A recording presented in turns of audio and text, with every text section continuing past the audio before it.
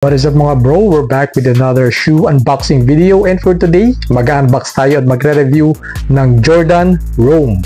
Let's go!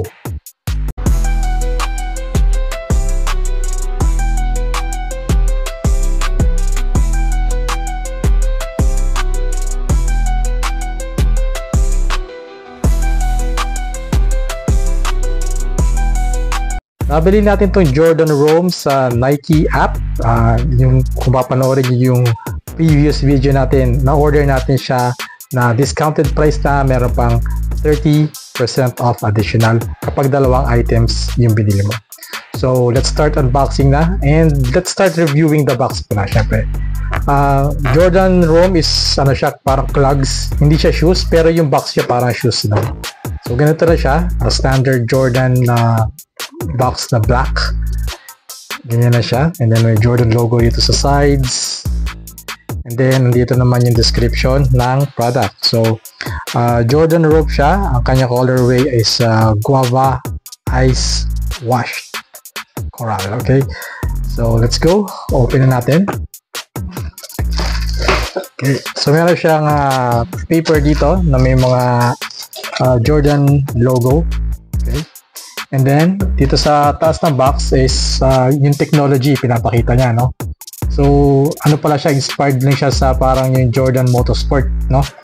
Nakalagay rito, inspired by the Jordan Motorsport. And then, syempre, ito, easy to wear daw kasi para siyang i-slip-ons lang siya. And then, ito naman, para siyang trainer-inspired footwear daw. Detailing niya, very breathable. And then, ginamitan siya ng elephant design, which is parang ginagamit din sa mga Jordan shoes, no? Yung mga elephant pattern design. And then, ayan. So, yung mga technology yung ginamit nandito lahat. Okay, so, okay, let's start opening it na. Okay, so, ganito siya, no? Color niya parang peach, pero guava ice daw yung ano niya. So, let's start looking at the uppers muna, no? Tignan natin siya. Ito, may mga, yung dito naman sa sides, parang may mga naka-emboss na part dito, no? So, maganda yung pagkakadesign niya, parang futuristic and swabing ang pagkakadesign niya. And dito naman, yung kanyang mga holes is, hindi lang basta-basta holes, no? Para siya mga 3D, yung mga 3D prints. Ayun, parang, makikita mo yung ano niya. May design din, hindi lang basta-basta bultas na breathable. At dito naman sa may bandang taas ay meron ding Jordan logo rito na para siyang badge. And then ganito ang itsura niya kapag sa side view, no? Parang futuristic talaga. At ganito naman ang itsura niya sa kabilang side. Meron pa ring Jordan logo syempre. And then ganyan ang itsura niya sa side view sa inner side. And if you're going to look closely, itong side na to ay parang may mga checkered pattern. At dito naman sa bandang taas, pero may mga dot pattern dito. At dito naman sa insole part, dito sa inner part ay may Jordan logo. At syempre kita natin yung elephant pattern na normally ginagamit sa mga Jordan brand na shoes. At yung pinakakaloob-looban niya ay may mga pattern din na para syempre kapag nakapaa ka or naka-medyas ka, siguradong kakapit yung paa mo sa loob at hindi ka madudulas. Overall, maganda naman ang kanyang aesthetic design and masasabi ko na futuristic ang kanyang itsura and parang yung theme niya ay motorsport niya. So hindi siya gaya ng Crocs na bulky, ito tamang-tama lang. Now, let's check the outsole. Yung outsole pattern niya ay parang may mga holes lang or mga oval and may mga portion siya. Pinaghiwa-hiwalay ng mga portion. And then itong parang orange part na to ay ito yung outsole na matigas na part para sa mga sapatos. Di gaya ng mga ibang mga clogs like yung mga sa Crocs na parang isang hulma lang yung kanyang rubber. Itong Jordan clogs na to or Jordan Rome ay meron siyang outsole na matigas talaga yung mga portion na yun na para sa mga outsole ng mga sapatos.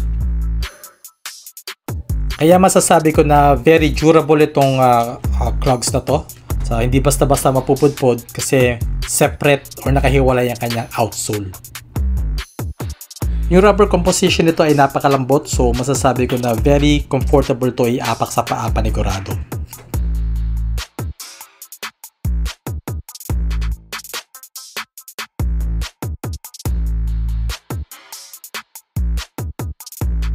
Ito naman yung kabilang pair niya. Wala naman siyang pinagkaiba dun sa left and dun sa right. They are identical. At para sa more detailed look, let's do a montage.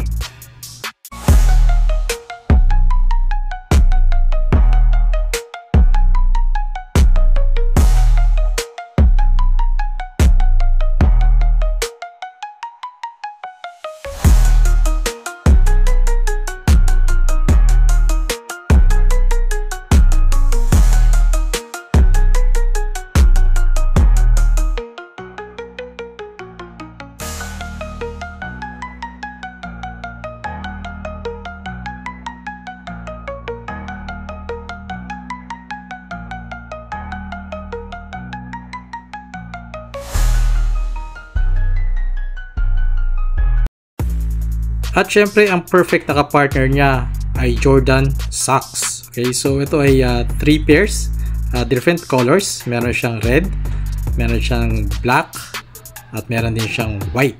So perfect combination to para dito sa Jordan clogs.